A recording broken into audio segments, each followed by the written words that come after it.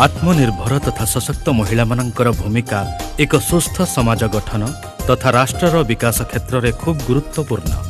सुतरां आम सरकारक मृत्तिका संरक्षण निर्देशालयर निर्देशक्रमे महिला स्वयं सहायिका गोष्ठीर सदस्य मानंकु आत्मनिर्भर अथवा स्वावलंबी करई सेमानंकु सशक्त करिबा लक्ष्य जल विभाजिका तरफरु आवर्तन पांठी माध्यम आर्थिक प्रोत्साहन जोगई देई सेमानंकु कृषि क्षेत्र में आगकु बढ़िबाकु प्रवर्ता जाउछि। लक्ष्य करा जाउछि महिला माने भी जल विभाजिका तरफरु आर्थिक प्रोत्साहन पाइबा परे आगकु आगेई आसी विभिन्न पनिपरिबा चाष, धान चाष, माछ चाष, कुकुड़ा पालन अथवा छेली पालन करी निजर आय वृद्धि करई स्वावलंबी हेबाकु प्रयास जारी रखिछन्ति।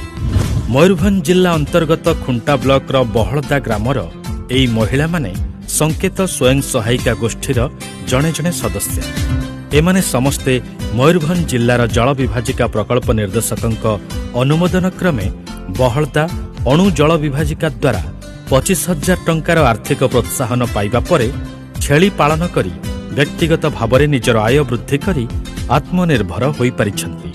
हमको वेक्टर सेक्टर तरफरु 25,000 टंका मिलथिला। तापर हम छेली चाष करजु।